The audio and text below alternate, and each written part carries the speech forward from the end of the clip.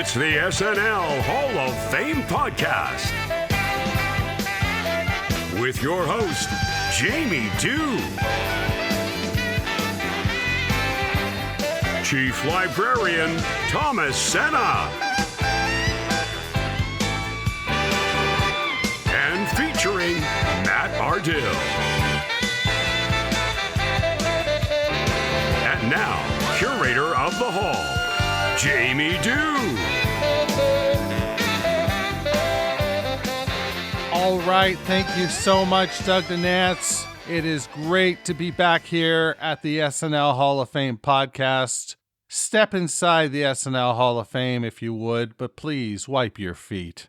The SNL Hall of Fame podcast is a weekly affair. Each episode, we take a deep dive into the career of a former cast member, host, musical guest, or writer, and add them to the ballot for your consideration.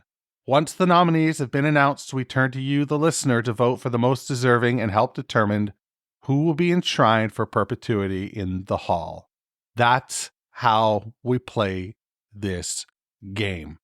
It's all about you, ultimately. You get to listen, you get to vote, you get to enjoy the members as they regale us in the SNL Hall of Fame.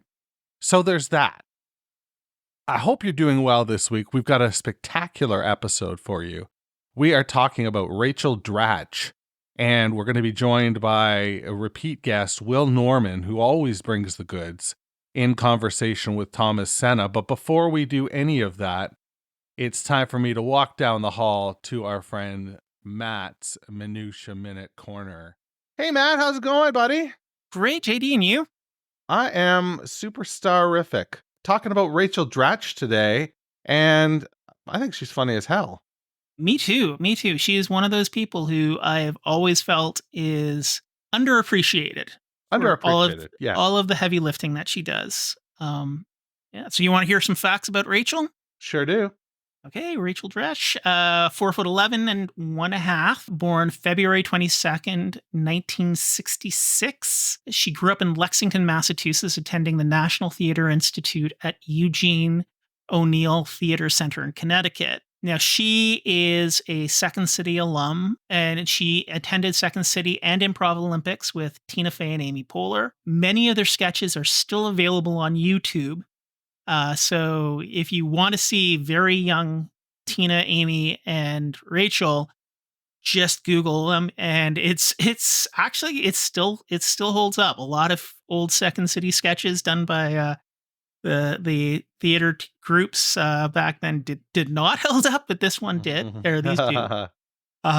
It's because it's pure Rachel, just being Rachel. Now, she studied under Del Close, and that for improv nerds out there is like improv Jesus. He is like one of the creators of the form. Right. And additionally, she also spent time in the Groundlings, and so she's done the improv trifecta as well as being a founding member of UCB. Jeez. Not to mention, she was also on the Harvard Lampoon. So she is basically a member of the comedy Illuminati at this point. So she graduated in 1988 from Dartmouth College and has played cello since high school. So she's a talented musician in her own right. She has 127 acting roles and was the original Jenna Maroney on 30 Rock before being recast. Right, I forgot about that. Yeah, if you watch that original pilot, it's a very different energy. As much as I love Rachel, I can understand why they changed the casting to mix it up a bit. The good thing about that is we have her variety of bonkers secondary characters, from the cat wrangler to the weird blue hallucination when the gas is left on in the gas episode. Her first television role was on SNL, but she simultaneously made her film debut on Serious Business that same year. She is also a published author with Girl Walks Into a Bar, which is flipping awesome. And if you get it, I recommend getting the audiobook because she reads that, which is it's on Audible. Not a plug for Audible, but it's on there and it's awesome. She has produced a one-woman show called My Life as an SNL cast member, which she ran at UCB before her Broadway debut in Wicked as Tina, after which she wrote the off-Broadway play Tail Spin. That's tail exclamation mark, spin exclamation mark, which is why I said it a bit weird there. Now, she's won the Joseph Jefferson Award for an actress in a review for Paradigm Lost in 1998 and for Promise Keepers, Losers Weepers in 1999 at Second City, Chicago. So from the get-go, she was recognized for her improv chops, has done voice work appearing in movies and television shows, including Spider-Man Across the Universe, Spider-Man Across the Spider-Verse as Ms. Weber, the guidance counselor, which when you look at the picture, like a still of that character, of course it's her. It just looks so much like her. Oh, wild. Yeah. So she hosts a podcast, Late Night Snack with Rachel Dratch, and later Woo Woo. In addition, she had her own sketch show on True TV in 2016 called Late Night Snack, which had a framing device of her working in a diner. Yeah, she's also appeared multiple times on the show Billy on the Street on YouTube, where basically Billy Eichner makes her run obstacle courses. So for example, she did the Escape from Scientology trivia obstacle course, the Julia Robstacle course, Julia Roberts themed trivia obstacle course, and the Escape Margot Robbie's Moment course. And they are all as bonkers as you can guess. She and Billy are actually quite close, and she subsequently did a parody of Jay-Z's Empire State of Mind with Billy Eichner called Forest Hills State of Mind. Oh. And it is hilarious, also on YouTube, which I highly recommend. Cool. Well, I think we're locked and loaded here and ready to go downstairs with Thomas and his special guest, Will Norman. Excellent. Can't wait. All right, Thomas, take it away.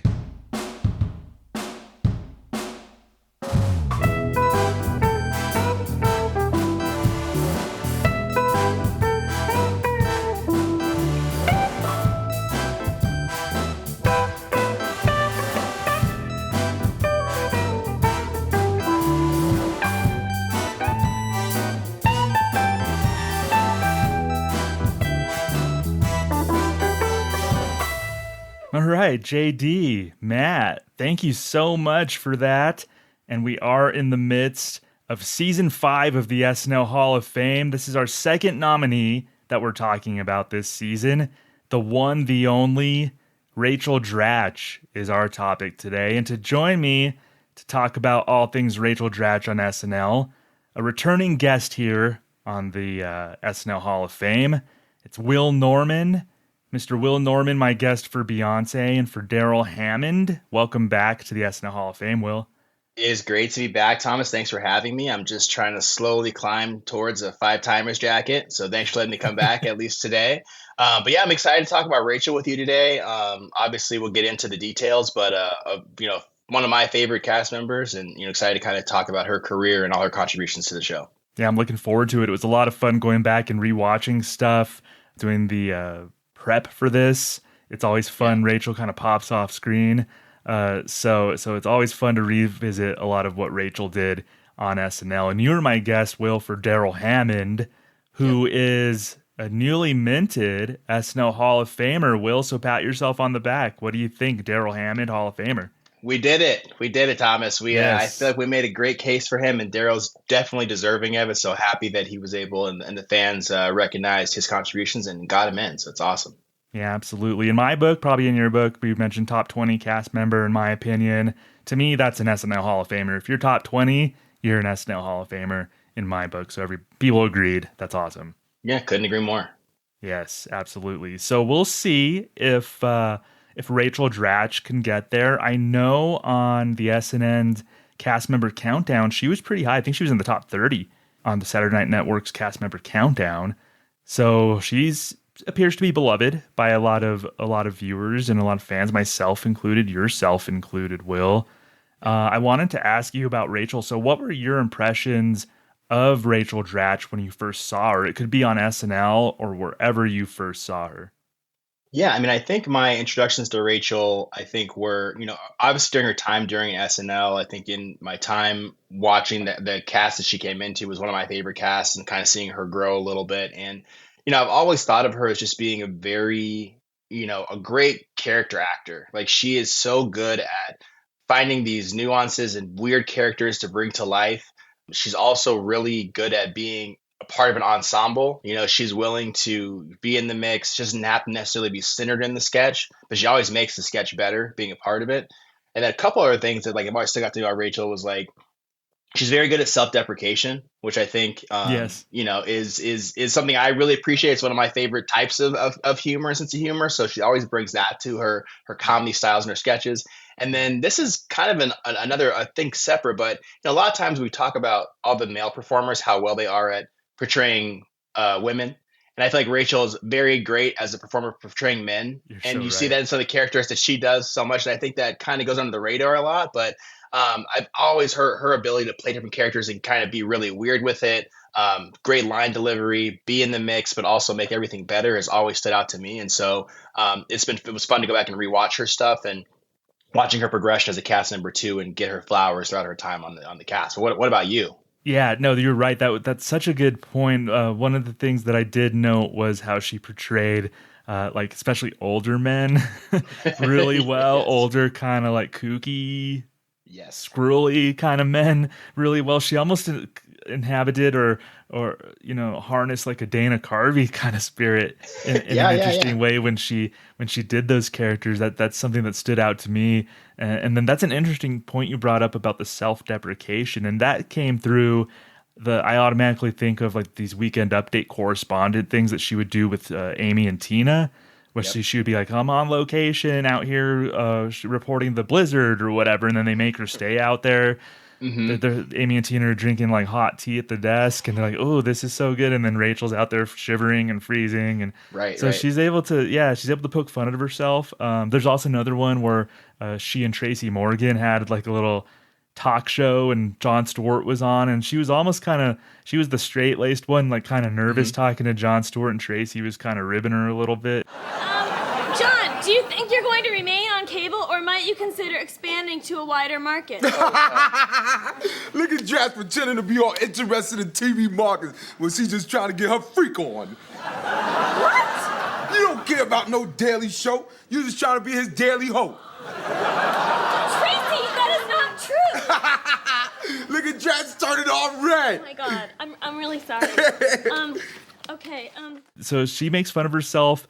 A lot of the writing on the show made fun of her, but it's in a loving way. Like everybody obviously loved Rachel, and it's just sort of like it was almost like a big hug when they would do that with Rachel. She's so likable. That's something that stands out to me, and stood out to me at the time. Will, she's so likable. Yes, yes, she definitely is, and that's where I think she's already likable in her presence on the show and the sketches that she shows up in, and then her willingness to make fun of things, to find the funny, and to your point, it never felt like it was a mean spirit. It always felt like it was something that she was like, if this is funny, I'm going to do it and going to put my all into it. And so I've always really liked how, like you said, how likable she has been in the sketches that she's in, and how she's has a warmth to her performance a lot of times, but can be super weird as well, where you're rooting for her, even if she's playing a Yeah. weirdo. Yeah, exactly. And when she joined the cast, I remember when she did, she almost reminded me of like a Sherry O'Terry, who was still on the cast. I think they overlapped for 1 year. They were on the cast together. It's one of those strange SNL things where it's like, oh, I forgot Rachel Dratch and Sherry O'Terry were on the cast together. Yeah. That's certain pairings that happens Yeah. sometimes. Like you forget, like I was going through old sketches today. I'm like, I forgot that Vanessa Bayer and Melissa Villasenor were on the cast at the same time. That's just kind Yeah. of a weird one to me. Yeah. But Sherry and Rachel, Will, That's that good was pairing. that was one of those weird ones. But Rachel reminded me of Sherry. So I think initially I was wondering, like, they kind of have somebody like this, but it turned out that was Sherry's last season. So I think Rachel was a good successor to Sherry, but also added some different elements. I think she was able to even get a little bit weirder in some ways than even Sherry did. Yes, no, I agree. I do think she did get weirder than Sherry did for sure. And I think to your point, when you have those new cast members that come in and they're on as a deep cast and there's a bench coming in, it's fun to go back and see someone when they're a featured player. You know they're going to be awesome later. You're like, oh, that's fun. Like there's that crossover there, and she did. As you're mentioning just now, like she definitely did bring a Sherry O'Terry energy and vibe to the show. And I think one thing we'll talk about, over the time here is similar to Sherry, such a great scene partner that. Rachel was with a lot of the cast that she was with, specifically Jimmy Fallon or Will Ferrell. She was a really great scene partner with him and able to, find great characters to have lasting impressions on the show while inhabiting that same energy that Sherry brought. Yeah, exactly. Another one I just thought about. Molly Shannon was on the cast with Chris Farley and Adam Sandler. No, I didn't realize that. That's kind of weird. I know she started at the end of season 20, so she overlapped by a few episodes. But technically, Molly Shannon was on the cast with Chris Farley and Adam Sandler. So that's another one that's kind of wild to me. That is cool. So you had mentioned, and we talked about, she joined, Sherry O'Terry was there, but also, she joined and established Will Ferrell, Molly Shannon, Anna Gasteyer, Chris Kattan, all those people were on the cast already for a few years. Rachel joined in season 25. So this was the 5th season that a lot of those people had been on the cast together. So what do you think might be like the expectations of a new cast member? When you're joining a big group of veterans, where does a new cast member, from a viewer standpoint, where do you want them to fall in? Yeah, that's a great question. And I think when you have a stacked cast that you love and you like all the people that are on the cast, you see the new person show up. I think in some ways it's helpful for the cast member because there's not pressure on them to immediately be great. You had those years where all of a sudden there's a bunch of new people and it's like, okay, I got to love somebody here. Like someone's got to take the torch. But when you have an established cast, you're kind of wondering, one, okay, what role is this person going to fill? We have an absolutely stacked team. We brought in this rookie. What skill set are they bringing to the table? Are they going to be, of the archetypes of SNL? They're going to be the impressionist? Are they going to be someone who's going to be great as a character actor? Are they going to be someone who's going to just be a feature player and just kind of be in the mix of things, a straight person to sketches? Kind of figuring out what their actual style of comedy is going to be. And then you're also looking at it more specifically. Do they inhabit any of the same kinds of personality types that a current cast member does? Is this the next generation's version of, a Sherry O'Terry? Is this person going to be like an Adam Sandler? They're going to do songs and stuff on Update, or they're going to be doing features. You're trying to figure out where they fit in the grand scheme of the show. And so I think when I'm watching new cast members, my own personal criteria is I'm just kind of seeing how do you meld with the rest of the cast? Who are they pairing you up with? What parts are they giving you as they kind of help you go along? And then I've said this before, I'm sure in previous podcasts, but I'm always fairly or unfairly, I really judge people's first weekend update appearances because it's one of the first times you get to see that cast member somewhat as themselves, probably doing something they auditioned on the show with, to see what their style is. So those are kinds of the things you have that wait and see approach with new cast members. I want to love every new cast member that comes in. I think most fans don't see them on the bumper and go, I hope this person's terrible. You want the show to be good, right? So I'm rooting for them. I just want to see where they fit in. So that's kind of how I view it. But what about you? What are your criteria? What are you looking at? Yeah, I think a lot of it's similar. It's almost like a new present in a way that the show is giving us every year. It's just like the possibilities are endless. Like, what skill set did this person have? I tend to look for something that's like skill sets that aren't overlapping is a big one, because if it's just complete overlapping skill sets, just like, okay, well, show's probably not going to use them much because they already have somebody who does this. So it's just like finding how that person sticks out. Then a good example this year, Chloe Trost joined an established cast, and Chloe Trost, we found out, is a really good singer, first of all. Mm-hmm. So they're using her a lot as far as singing goes. Maybe a lot of the stuff that Cecily Strong, maybe we used to do, Chloe Trost is starting to do. So she's kind of finding her niche. She's going to get more other things to do. That's an example of like this person's finding their niche. You bring up a good point about Weekend Update too. That's a lot of the Weekend Update desk. I always harp on this. Is if the cast member's struggling, they want to do well on the show. They want people to know who they are. Write a good Weekend Update piece. Get that on. Yeah. If you're going to get on the show, be on Weekend Update. It's going to be on every week. They don't cut Weekend Update.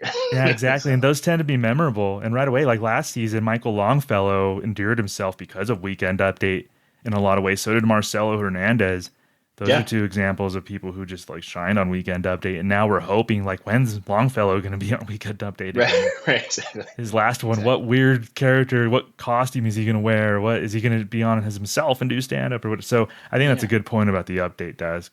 So Rachel Dratch joined in season 25, episode 3. She made her mark right away. Like, she played Callista Flockhart in her very first. She did a really oddball version of Callista Flockhart in her very first episode. That was season 25, episode 3. So she was officially joining the cast like 3 episodes into that first season. So right away, I think we saw that she was a bit of an oddball, Rachel Dratch, and which is a good thing. That's like when I call somebody an oddball, that's like a really high compliment coming from me. Yeah, I'm with you. Yeah. Yeah. So she shined right away. She had other good characters and sketches right away in season 25. But you're my guest. I want to give the floor to you. Like, what characters or sketch would you like to lead off with in this discussion, Will? Yeah, so there's so many to choose from, and I feel like there's gonna be a couple of deep cuts I think we'll get to eventually, and I want to start with this one just because I think that it's probably one of the ones we're talking about a potential Hall of Fame resume. It's probably one of the ones that, let's say, the general population is most familiar with, and that's Debbie Downer. Right, so Debbie Downer, obviously, for those not familiar, is a character where Rachel would play essentially a Debbie Downer in real life, someone who is always bringing up bad news in group settings and always bringing and finding the negative.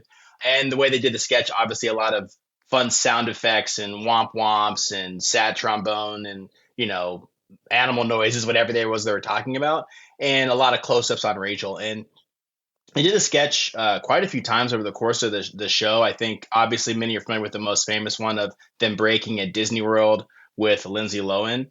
I personally enjoyed that. That is a favorite of mine. I usually don't like when people don't break as much, but it's obviously a classic for a reason. That's an example to me that breaking works.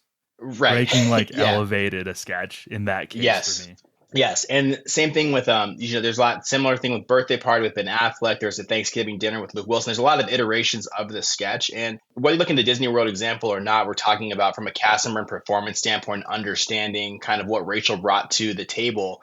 It is a fun premise, right? Someone that's we all know a Debbie Downer of sorts in our lives, but the use of her having to try to be the straight person in the sketch and, or not necessarily straight person, but trying to deliver these lines and these very sad news about feline AIDS being the number one killer of domestic cats, or, talking about how bird flu is worse than SARS, and these close-ups of her with a ridiculous sound effect and making a face to camera and then going back into the normal life of the world of the sketch. Those kinds of things are the one's obviously very fun to watch, but just as a cast member, having someone who's able to do those kinds of things and be really silly and play into the ridiculousness of the sketch, trying to keep it together, I think it's just a really good example of what Rachel Dratch brings to the table. So if you're looking at the highlight reel of like, all right, give me some Rachel Dratch sketches, that's why I say Debbie Downer is obviously one I think most people go to or have shared with their friends, to say, hey, this is kind of who Rachel Dratch is, what she brings to the table. Yeah, her face was so expressive. I think that's a lot of what made the sketch and probably what contributed to them breaking in that first Debbie Downer sketch in the first place was just Rachel's expressive face. And especially when you do like a tight zoom onto her expressive face, and she knows what face she's making. Everybody, the whole rest of the cast see it. So that was part of the charm. And I think if somebody else would have played Debbie Downer, let's say Amy Poehler was in that role, I think it would have been solid, but I don't think you would have had necessarily the same exact reaction as like Rachel Dratch, because she can contort her face and she's very expressive, and that was one of her big qualities as a cast member. 100%. And I think to your point too, with that character, I think it would have been really easy for someone to maybe ham it up more in the negativity and be, but I think the fact that Rachel tried to play it so straight and so like really trying to just like, bring that energy down in the room when she's doing it with other people who notoriously don't break a lot, and they're like, they can't hold it together and they're trying to keep it going, and she's still committed because, as they know she has another close-up coming, she has another line coming, she has increasingly more dark and dark news to deliver, and she's still kind of just in the mix trying to keep the sketch going. Yeah. And so, yeah, her expressions, the line delivery, the way she played it, like I said, it's just absolutely perfect and like a great use of her talents. And it is a formulaic recurring character, and that's a lot of ways. A lot of our Hall of Fame candidates have a recurring character, recurring impression, and I say for her with this one, definitely one that's gotten the most circulation, I think, for non SNL fans that have seen this one and seen the iterations of Debbie Downer. Yeah, to your point about like them waiting because her castmates know what she's about to say. That the most famous part to me, my favorite part of the original Debbie Downer, was when she kind of pauses because they all know that she's going to say that line. By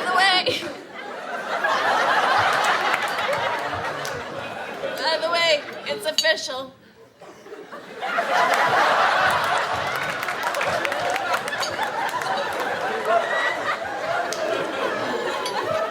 can't have children.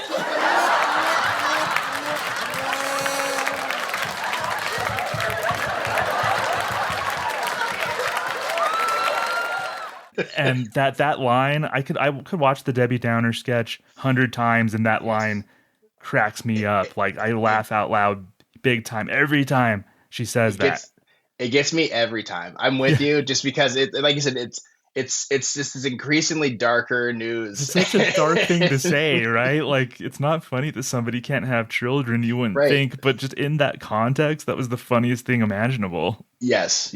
And like I said, she delivers it. I mean, they're breaking obviously, but having so much fun with it, being able to do it in a fun way, and like I said, that's one that the whole cast was enjoying the sketch. And with Rachel too, like a lot of times we'll talk about it, she's such a good scene partner with people, and so seeing her centered in a sketch and still being able to do a really good job with it and making it fun and making it funny, just like I said, speaks to her talents and things she was able to bring to the show.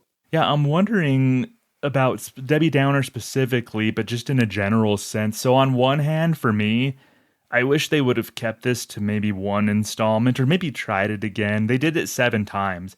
Yeah. And then on the other hand, I don't blame them for trying it more and more because the first one caught on so well. Like, where do you stand on that? Like the balance between not running something into the ground, trying to recapture that magic. I think we saw that fairly recently with Lisa from Temecula. Ego Wodum. I love that first sketch, but then I don't think they quite could capture the same magic. So where do you stand on just kind of like that general idea?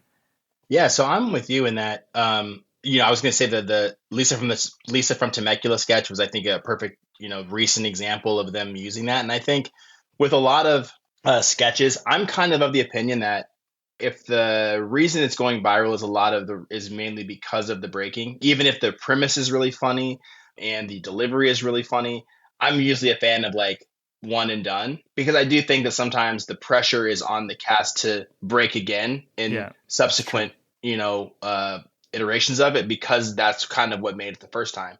And I think it honestly makes it more special. Like if we saw Lisa from Temecula one time and didn't see it again, I think that it makes that sketch even more special, because it was like that was delivered so well in that live format that one time that like people couldn't bring it together, and then you don't see it again.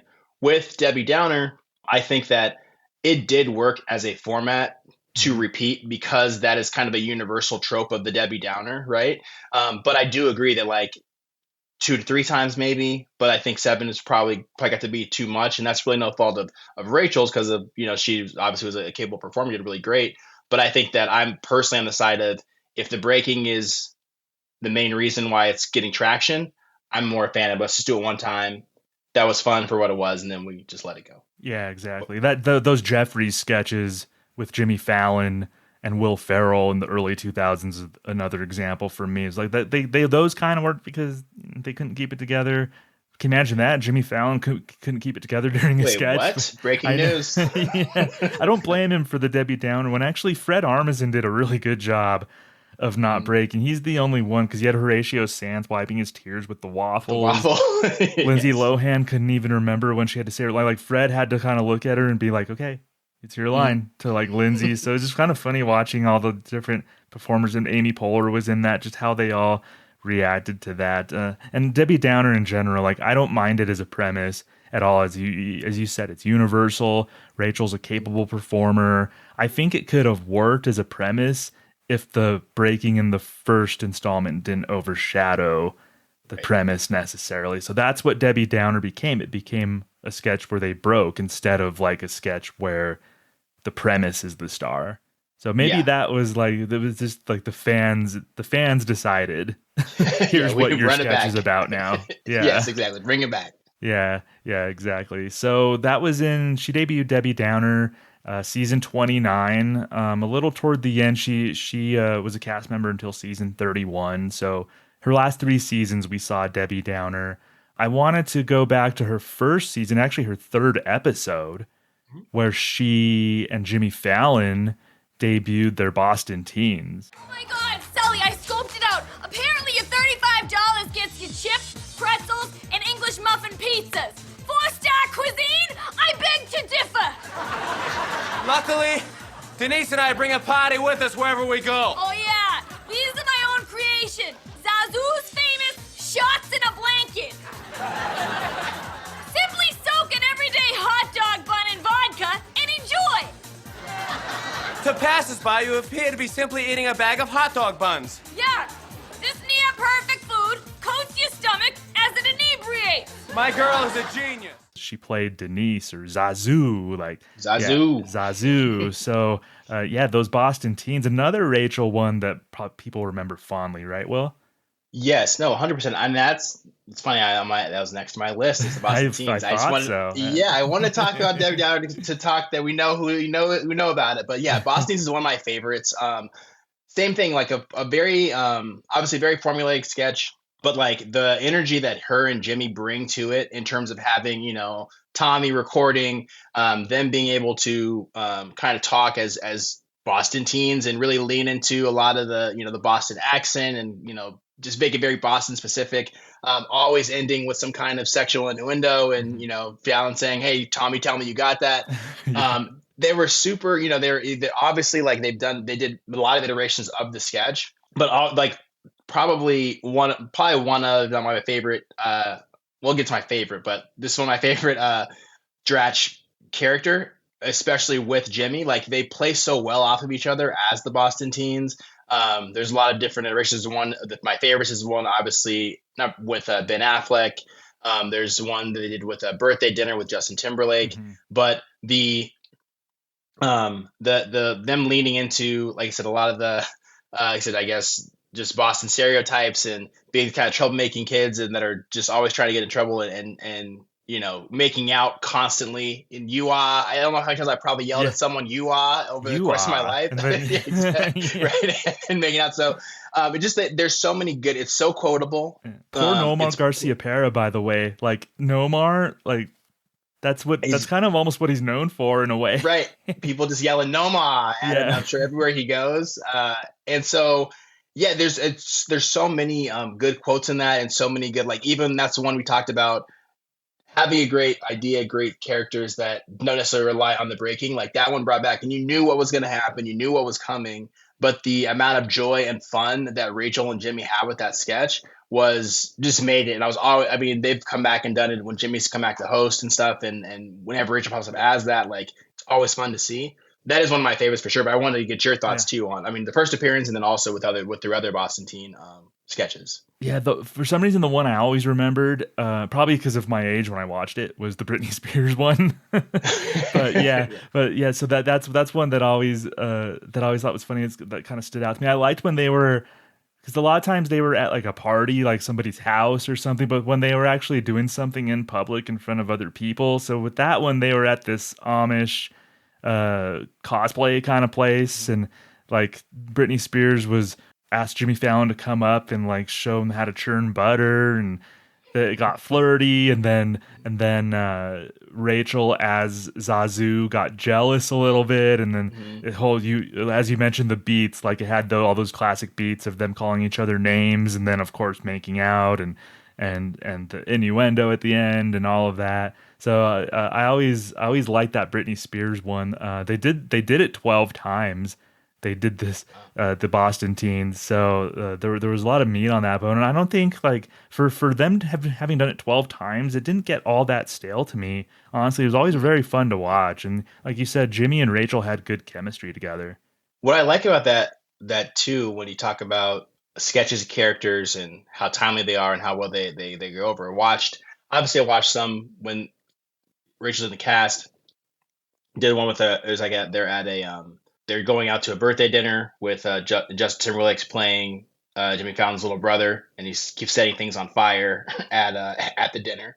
And they do another one where I think it was Jimmy came back to host, and they are like now kind of adults essentially, and Kate McKinnon is their daughter, and they're touring Harvard, and they're having these, they kind of updated, like instead of a recorder, they're Tommy is recording on a camera phone, on his camera phone, and their daughter's really smart going to Harvard, and they're still kind of in that same kind of mindset they were as teens, but they're like parents now. Yeah. And why is Tommy there with them on the tour? Who is Tommy? Why is he? Why is Uncle Tommy here? Yeah. And so it's like to me that speaks to the fact that she had these characters and had these moments on the show that still hit and resonate with later generations and later fans of the show.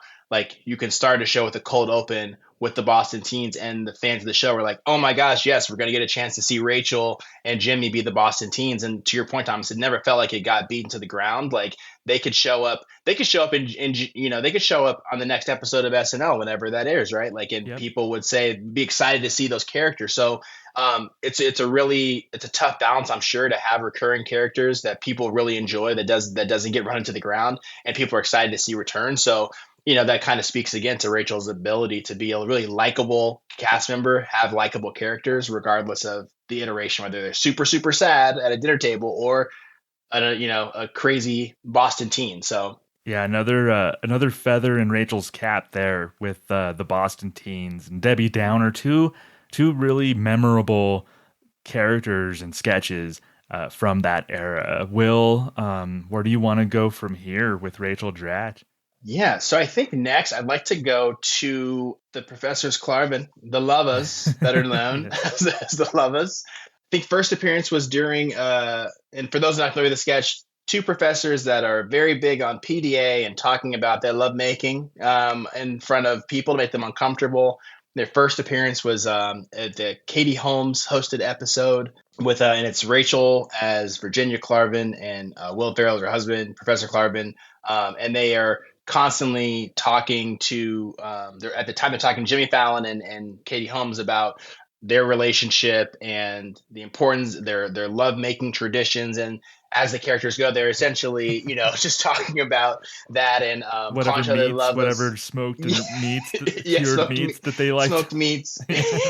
Yes, and so they bring these characters back. I want to say maybe 5 times. You can correct it. I think I have 7 times. Oh, 7 there times on my list. Yeah, gotcha. So 7 times, and each time same kind of thing where there's a lot of PDA, a lot of groping, a lot of kissing. I think one of my favorite versions of that one, I'm sure many people have seen, is the one with Drew Barrymore, where they are at the Wellesley Arms Hotel that they talk about. It's with Rachel Dratch, Will Ferrell, Jimmy Fallon is there, and then Drew Barrymore shows up.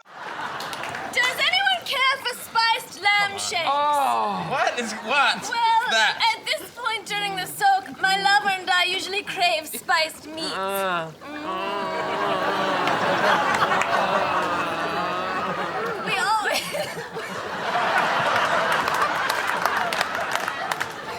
always order them up special from the Welsh kitchen and keep them here in this igloo cooler. The Wellesley Arms is renowned. They are talking about Jimmy Fallon, who's there alone and who's breaking a lot again. Yeah, breaking a lot. Jimmy. I know. Right? I was going to say, we got the tallies going for Jimmy. But like, there's a lot of, the way that they say everything, their pronunciations is called Lovas, and there's Barbara Hernandez, and they're feeding each other smoked meats and lamb shanks in this hot tub, and they're calling it the hot tub, and like all these different little iterations they have, and the way they talk about things. The chemistry between obviously Dratch and Ferrell is great. They have a really fun time, like interacting with each other, but then also making Jimmy uncomfortable. I think you can tell that Ferrell's definitely like rubbing Fallon on the leg, and they're doing a lot of deep eye contact. That's what I heard. He's kind of playing footsie with Fallon in that hot tub, trying to get him to break. Yes, and the way that they do in that sketch. Like obviously the professors Clarvin are centered and they are the main drivers of the comedy and the ridiculousness, and everyone there is reacting around them. But similar to the Boston Teens, like Rachel brings that same kind of fun scene partner energy in a totally different way. She's not a troublemaking teen from Boston. She is a college professor who just likes to talk a little bit too much about her, public displays of affection and lovemaking. And it's still a really fun sketch and a fun character. And while there's some crossover there, like with the characters, it's totally different. It's a totally different energy and a totally different way that she brings it to life. And so that's, as I said, another one that's really fun for me. And there's a lot of breaking and stuff, but I think it just goes to how much fun everyone's having listening to them, going back and forth and making everyone uncomfortable. Yeah, that Drew Barrymore one's probably my favorite one too, the one that I remember most. And Rachel and Will Ferrell in these lover sketches, they inhabit a very specific type of person who I've encountered quite a bit. I don't know if you have, Will. I grew up about an hour from Santa Fe, New Mexico, and there's so many people like this around Santa Fe, like the hippie, yuppie, I guess yippie kind of types of people. You could tell like they're they have money, but they're still kind of earthy in a way. They're probably like very liberal minded people, maybe misguided at times in some ways. They're probably donate to a lot of causes. They're oftentimes college professors and artists and stuff. So I think Rachel and Will Ferrell inhabited the specific type of person really, really well. In my mind, these characters live in Santa Fe, New Mexico. Because that's the exact, yes, I have encountered, or Taos, or somewhere in the mountains, or some trendy mountain village spot. Yes. Yes. No, I was just, I definitely know the archetype type of person that you're referring to, and I think in my time in school in California, I think I ran into some professors like that as well. Where and generally speaking, like whether it's professors or the very seemingly high-minded people, just that feeling people have had where you're with a couple that wants to let you know how much they enjoy each other's company when you're not there. I think that general feeling of just being uncomfortable and kind of being stuck in a spot where you're like, I don't really want to engage this conversation necessarily. We're all just kind of watching the two of you be very affectionate with each other and then trying to make it okay for everyone to be that same way. It's a very I think relatable, to your point, relatable level of uncomfortable that everyone has been in at some point in time. So the way they do that and make it so hilarious that everyone, whether it's Katie Holmes or Drew Barrymore, Jimmy Fallon,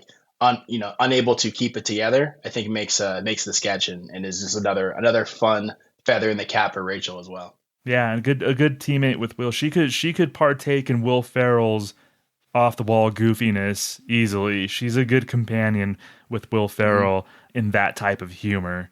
I think she does such a good job. Another recurring character I want to talk about, Will, is another season 29 one. Because I want to talk about this because we had alluded to it earlier in the podcast. She played an old Hollywood producer named Abe Scheinwald. That's an example, probably the example for me about how good she was at playing a wacky older person. Pops, I thought Scheinwald's studio was, moving towards more award-winning fare and away from, bumping tatas. Since when do you decide what interests us? This one wanted me to make a movie about a kid at school who had magical powers. I said I liked it better the first time when it was called Teen Wolf. It was Harry Potter. We passed on Harry Potter. Now, who do you see in the role of Party Ho number 2? Well, there's only two choices. Abe Scheinwald, one of my favorite Rachel characters. It is. I don't know if it's one that viewers have seen. Obviously, it's told us the first time to see. I think that started as a Weekend Update feature. I want to say yes, and so. With Seth, and then was later turned into a sketch. And essentially, the idea is that it's this old man who's a movie producer, and he makes motion pictures, and he's like. and Seth is his grandson who is trying to move their movie studio into like a much more intellectual, way, direction, whereas he is very much into, very sexual themed or sexual innuendo themed movies with like Russ Meyer films. I don't know if you're familiar with old like 60s Russ Meyer films, but no. But yeah, so I think that's what they were going for. Russ Meyer made like these B movies, we'll call them, that had a lot of sexual stuff, a lot of, they weren't, it was almost like if they, at the time, it would have been like straight to video type of thing. Right. So yeah, so it's kind of like that. Yeah, and he, a lot of the titles, I mean, NIT, Nipple Institute of Technology, a lot, those are kind of the vein of titles that we're talking about. And like, it's one of my favorite characters. Once again, there's a lot of like recurring themes and sketches, but the way that let's focus on Rachel, the way that she plays this old man who is always eating potato salad out of a container. It's a great choice smacking, for a character. Right. And like, really loud and really just kind of, and is the energy she plays off of Seth as well, where Seth is very like the straight person and is like clearly annoyed with his, grandfather who is like very, has an outdated way of thinking.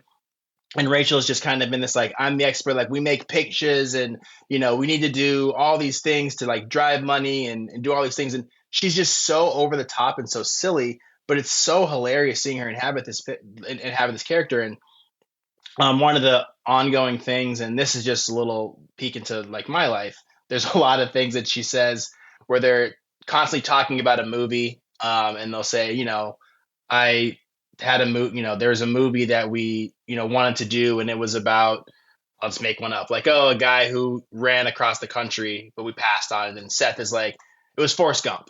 We passed on Forrest Gump, And so it's like, it's that constant, like, same thing. And I, it's like, I these movies, I have a movie about this. I liked it better the first time when it was this, and I will say when I go to movie theaters, I am sure my fiance is tired of hearing it. Every movie preview, I find myself saying, I liked it better the first time when it was, and saying a movie title. So like, for me, it's such a quotable sketch, and I love, repeating a lot of the things that Rachel says in it. She plays that old man, like Abe Scheinwald, so well. I think, like, to your point, the first one I think was with Alec Baldwin, where it's like the three of them, the father, grandfather, and Seth. And they're just, like you said, you can tell that they're trying to keep it together with just the energy that Rachel's bringing to it as Abe Scheinwald.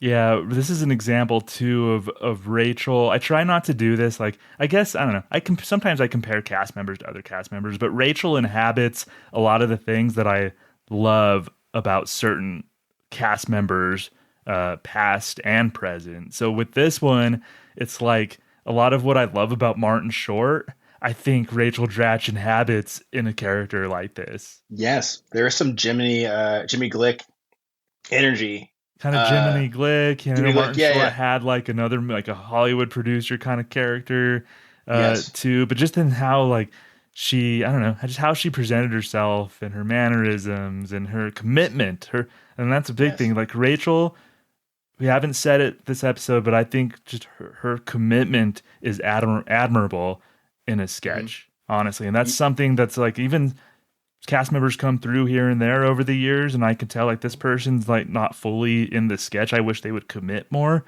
Never had that problem with Rachel. Oh, 100%. And I think one of the things we were talking about before too, as when she's committing in sketches, no matter what she's playing, and we talked about this a little bit earlier, in her ability to play men, there's a lot of things that she does and has fun with, as she's committing to playing an old man as a woman, and this basically like a sexist old man, right? And the line delivery she has and things she says. And I mean, even when she's talking about, I think at one point they said, I think in every sketch, where, she's talking about having, women in bikinis and like to make the movie make more money, and, pull out $1 out of her pocket and is like, double D's, and like pulling, $1. And it's like, it's such a ridiculous thing to say, and trying to make Seth say it as well. But like, she has this commitment, like, I'm going to be fully like inhabit this type of person who would say this, who would believe this, be over the top with it and bring that kind of energy. Like, it's one of my that character is just one of my favorites of Rachel. And I don't know if it's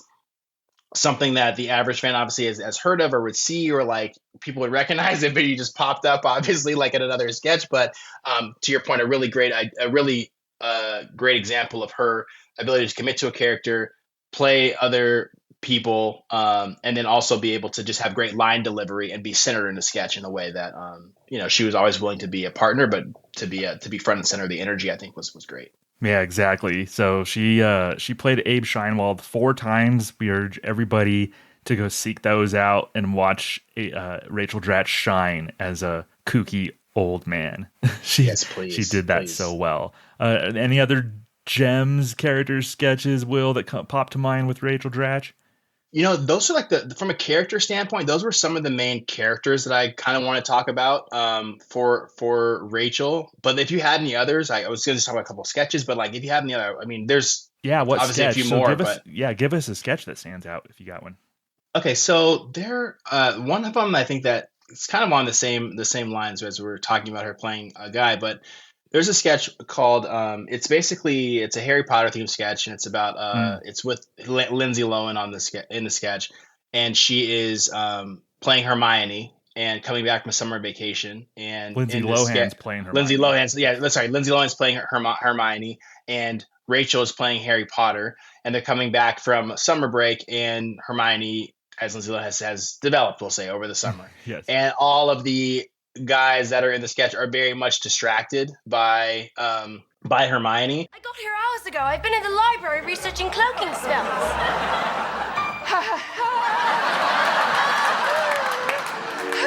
Hermione,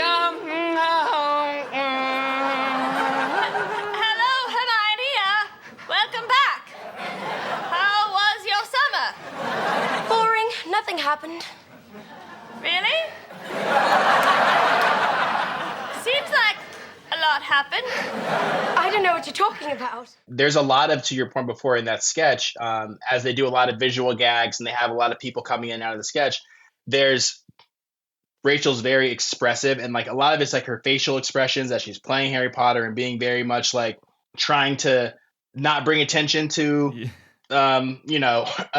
Hermione and her kind of like low cut shirt, and trying to kind of be in the mix. And it's just like one of those funny ones. Once again, we talk about Rachel playing all these different types of characters. She played Harry Potter another time during a Weekend Update sketch or feature as well, which is also great. But like her ability to kind of fully be in those characters, and it's a very silly sketch, obviously, just with the idea of that happening in the Harry Potter universe, right? But she just does a really good job of facial expressions, trying to be kind of straight person in the sketch, but also not bring too much attention to it, which I feel like is another good example of just how silly she was as a cast member. That's just one. Yeah, she knows how to deliver. She knows the beats to play any given character. And with this Harry Potter, it was almost like that. Oh, I'm noticing this, but I can't say it, and I need to contain my obvious enjoyment of these new developments with Hermione and all this. So right. So Rachel Dratch knew how to she knew the beats of how to play that scene perfectly. That's a really nice pull. Yeah, I got one. I'll throw one out there, then I want to hear from you too. This is another one. It's the Rachel. It's the Fun Friends Club.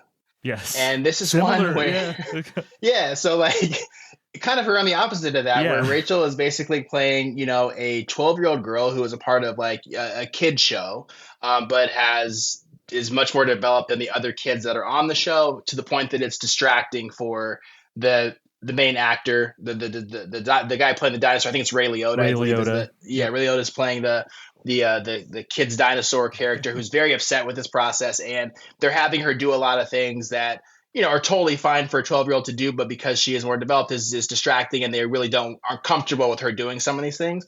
And Rachel does such a good job in the sketch at playing this very innocent kid who doesn't understand what she doesn't get the joke. And so many times she's centered on the joke. She is the main delivery vehicle for the joke.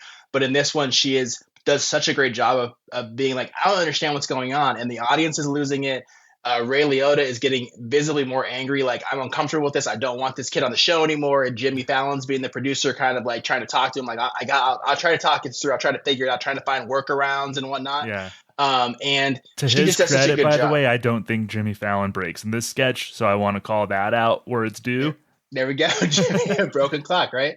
But I would say that he does a great job as the director coming in front of the camera and kind of trying to direct the energy and also calming down Ray Liotta, who's doing a good job at playing. He plays it perfectly in terms of like, I'm angry with this. I don't want this kid on the show. Like, it's not good. Like, we can't have this, 12-year-old jumping around and doing all these things. And Jimmy does a great job of, like I said, keeping the energy on Rachel and kind of making it believable that she doesn't know what's going on. And it's just a really fun way for another example of her talents in terms of being able to play, like a kid, like just brings a kid energy to it, which I think in a really funny way and a really innocent way that still is really funny in the way that they do it from a visual standpoint.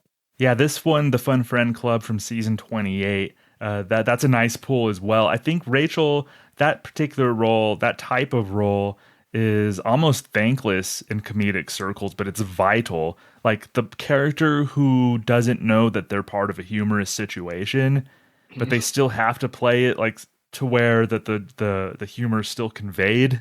It's something that Chris Parnell would do really well that we talked about in last season. And I think Rachel does it really well here. She's oblivious. She's just innocent. And she has to play it that way because it serves the comedy. And Rachel's has a good enough comedic mind to know to play it that way because that's what's going to serve the comedy at any point. She doesn't always have to be the wacky center of attention type. Like I can just play innocent and oblivious, and that's what's best for this this joke in this sketch. Yes, she plays it perfectly, and I think it's a fun way to show her range. Mm-hmm.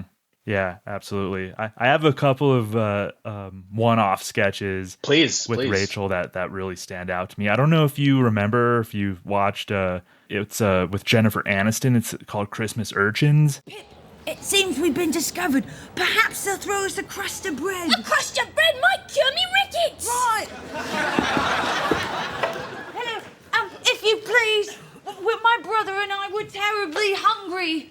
Yeah, we escaped from mean Mr. Grimswoggle at the Foundling Tome, and we've come to New Jersey to seek our fortune. Could you find it in your hearts to let us in?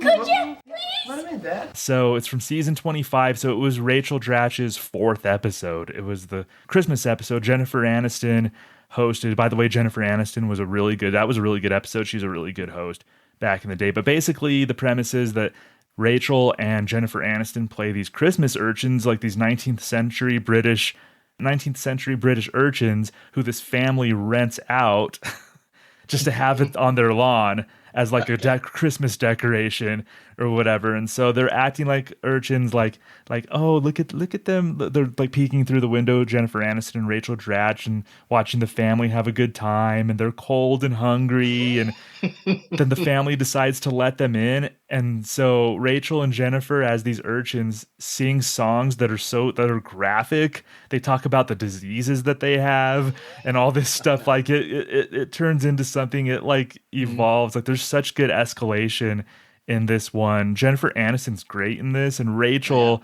her fourth episode, and she like pops in this sketch. It's almost like an underrated classic in that era, back in, what was this, 99, 2000, like in that. So that like Christmas Urchins from season 25, that's, to me, that's like a one that kind of slipped through the cracks a little bit, but I went and rewatched and I'm like, this is fantastic.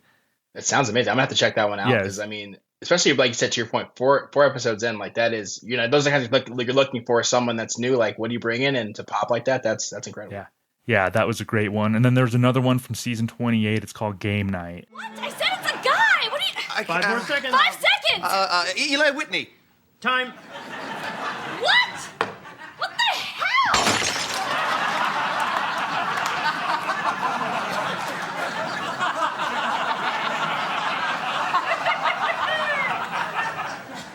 Oh, I'm sorry. I'll clean it up. I just get really into games. I'll clean that up. I'll clean that up. Really into games. Sorry.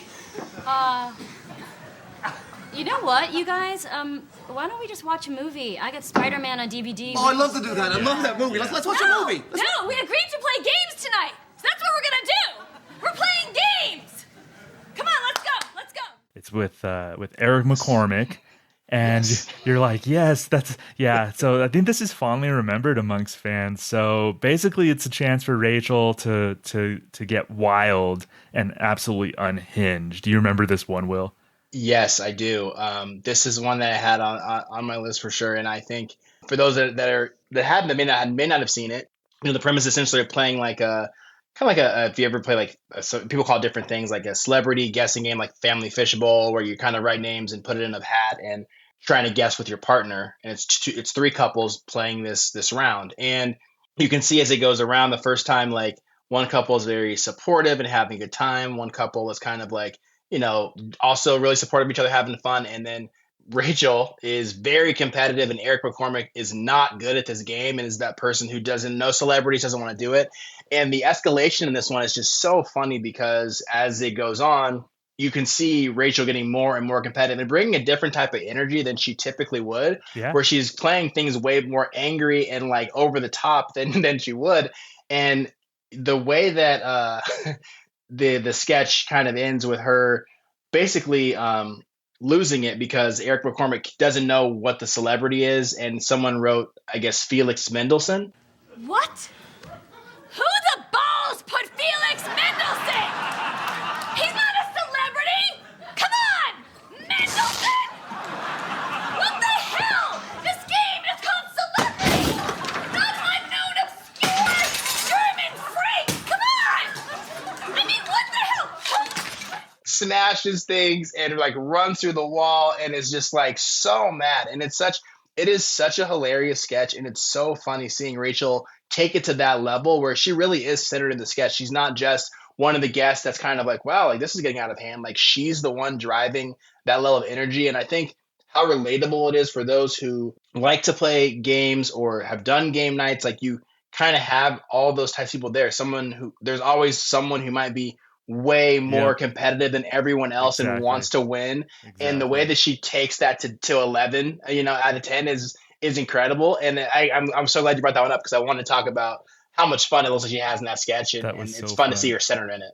Yeah, that was so fun. And she's very good about playing oddball characters and weird, but you rarely saw her play like unhinged to that extent. So you put it perfectly. She dialed it up to 11, and that's so much fun. That was season 28, episode 4. That was the Eric McCormick episode. Eric McCormick from Will and Grace. So go check that out. So I think we have done a good job of like pointing out the highlights of her time at SNL. Will, I think that was that she did so much on the show. It's fun to revisit. Yeah, I would agree. I think that this is one of those where, we talked about it, her being in the Saturday Night Network's top 50 cast members, obviously coming in like at 30, right? And the great job that she did there. And it's fun to see her recognized by fans, like the contributions that she had to the show. Because I think that she is obviously one of the best cast members they've ever had. And rewatching a lot of these sketches, it was so much fun and such a good, I encourage anyone who's obviously listening to this, you should be, I'm hoping you're a fan. And Rachel Dratch is a fun rewatch to go back. There's so much of her work that she's a part, and even if she's just in sketches where she's bringing something to it, whether it's like the Colonel Angus sketch or she's, James Madison, the 2000 election, like she's doing all these random things that she's a part of great moments in the show's history, and seeing the ones where she's centered was a really fun treat. Yeah, definitely. So 2006 was her last year as a cast member on SNL. After SNL, she actually was almost a co-star of 30 Rock. So she was going to play the Jenna character that ultimately went to James Krakowski, but that was going to be Rachel playing that. But I believe Rachel and Tina had a history together, and and that was like the impetus for Rachel possibly doing the Jenna character, but she didn't end up doing that. But that's okay, and Rachel's not mad about it. She said that like that was the best thing for the show, and she's totally happy with how it played out. But she did pop up quite a bit on 30 Rock, which I always thought was fun. Yes, agreed. And it's a really, to your point with that fact, that's such a fun what if. Yeah. Wondering what she would have brought to that character. Jane Krakowski obviously killed it as Jenna Maroney on 30 Rock. I think there's a pilot with Rachel as Jenna. Different last name, but her name's Jenna. But I think there's some video out there of we got to yeah, we got to find it. But okay, well, to your point, the way that she ended up being still involved in the show, and obviously Tina wanting to utilize her skills, I love that, you know, well, Tina Fey's another episode. That's another thing in her talents, right, as a writer. But I loved how well she used Rachel's skills as a character actor to have her be on 30 Rock, and she is essentially a different character all the time. Exactly. She's popping up as a cleaning lady. She's a random blue hallucination. She is that Tracy sees when he's not on his meds. Yes, like she is Elizabeth Taylor, I think, randomly. And Elizabeth Taylor, I think she's like she pops up like I think she has like 6 or 7 different iterations of like character shifts, and it's so fun because every time you see her, you're like, that's Rachel Dratch, but she is playing someone Cat totally Wrangler. different. Yes, with the live animals. Yes, and that's kind of, you asked me earlier, like, getting familiar with Rachel, and like obviously knew her on the show, and then I was a big 30 Rock fan, and seeing her being able to still be a part of my life as a TV viewer in 30 Rock was really fun because, she got to still do what she's great at, which is just come in, do a great character, be really weird, have fun with it, make it your own, and then like it's a one-off, like we're done, and then you come back and you do something else, and you're always, I remember on 30 Rock, I was always excited because it's like, I know that's Rachel Dratch, but what is she this time? Like you said, she's the cat wrangler who's dealing with the live animals for this episode, or whatever it was. So I really liked her post SNL career has been fun too. The time she's chosen to pop up, I've always enjoyed. It's always fun to see Rachel Dratch. Yeah, absolutely. If you go look at her Wikipedia and IMDb, she's one of those character actors who just popped up in a lot of things, made a quick impression. My wife and I just finished Unbreakable Kimmy Schmidt, and Rachel had such a memorable appearance. She was in one episode, but she played Kimmy Schmidt's college professor, and she also played her own girlfriend. So her Kimmy Schmidt's college professor was a lesbian, and so Rachel Dratch played her, but Rachel Dratch also played her girlfriend or her wife in the show. So it was the way they filmed that, and the dynamics there was really, really funny. Rachel's always so memorable. She also has a really good book. I like devour SNL books. If you're a former cast member, if I haven't read your autobiography, it's on my list. I'm looking at my Leslie Jones book as I say that, waiting to be read. But so Rachel has a book that was published in 2012 called Girl Walks Into a Bar, Comedy Calamities, Dating Disasters, and a Midlife Miracle. That's a really good read. Found out a lot about Rachel. She opens up quite a bit. It's a really neat read about Rachel Dratch. I urge everybody to check that out. I'll have to check that out. Yeah, it's really fun. So, Will, thanks so much for joining me. I wanted to know, like, just to put a little bow on this, like, how would you sum up Rachel Dratch's legacy on SNL for everybody at home?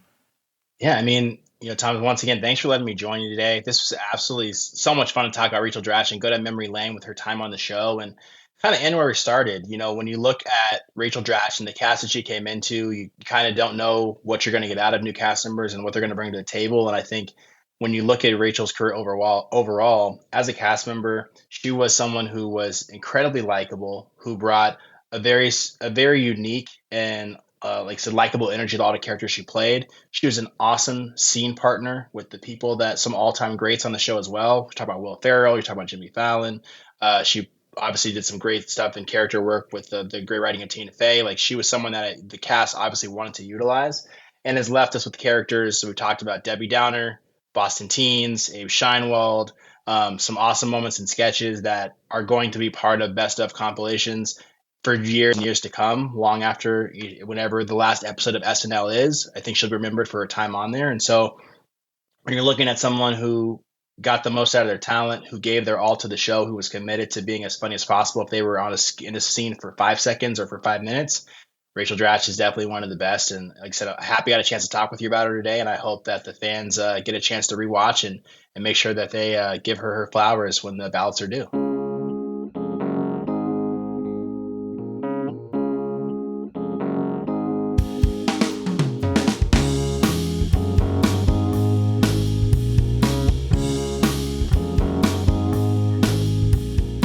So there's that. Thank you so much, Thomas and Will, And Rachel, for bringing the laughs all these years. I think that she should be celebrated. And that's what we do here in the SNL Hall of Fame, is we celebrate some of our favorites. And Rachel, as Thomas mentioned off the top, is a top 30 cast member according to the SNN countdown of top 50 cast members. I believe she's in the top 30. So she's in good company. And she should be.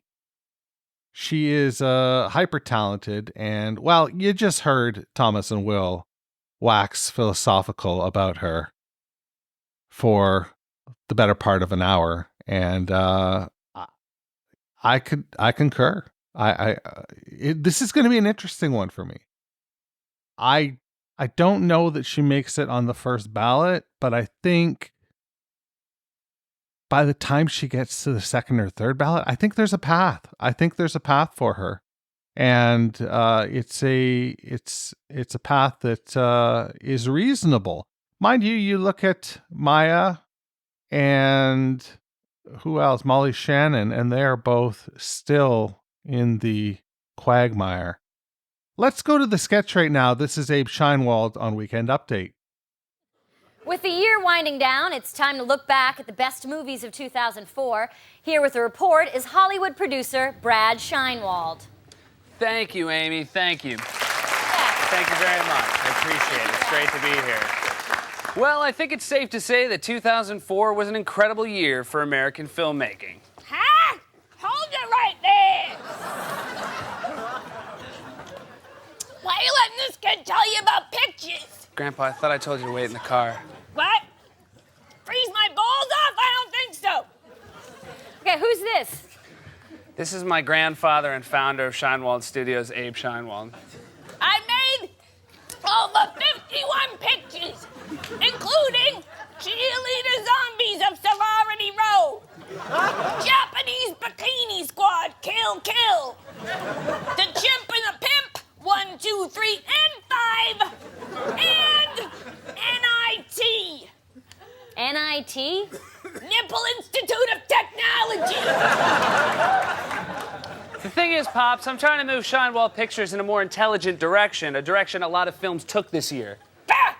One. Okay, an incredible film, Sideways, a story of two friends driving through wine country and... You want to sit through a road movie about two guys drinking booze, rent the Abe Scheinwald classic buddy pick, Scooch and Mondo take Daytona Beach.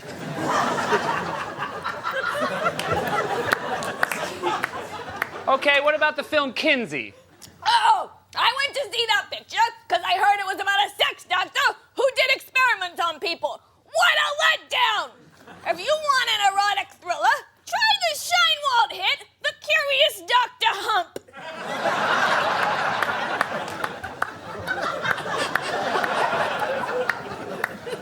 Napoleon Dynamite?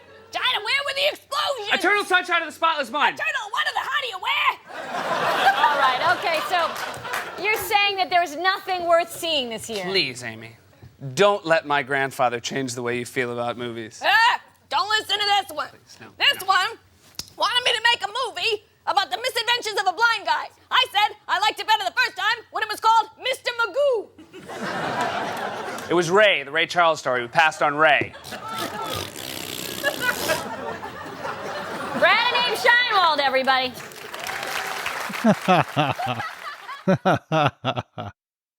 They passed on Ray, and they made Nipple Institute of Technology. Oh, my. That is some good stuff.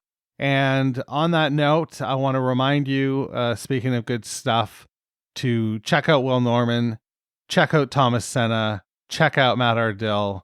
They are all wonderful podcasters, and there's a lot going on here at Douvra. So check us out.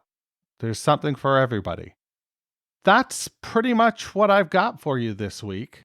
You can start carving out your ballots now. There's 2 names on it already. Adam Sandler, Rachel Dratch. Next week in the hall, we invite Ryan McNeil to join us, where we'll talk about Pearl Jam and their legacy at Studio 8H. So there's that. That's what I've got for you this week. So if you'd please, as you're walking out, when you get to the Weekend Update exhibit, there's a light switch on the wall. Turn it off because the SNL Hall of Fame is now closed. Thanks for listening to the SNL Hall of Fame podcast. Make sure to rate, review, share, and subscribe to the show wherever you get your podcasts. Follow us on social media at SNL HOF. This is Doug DeNance saying, see you next week.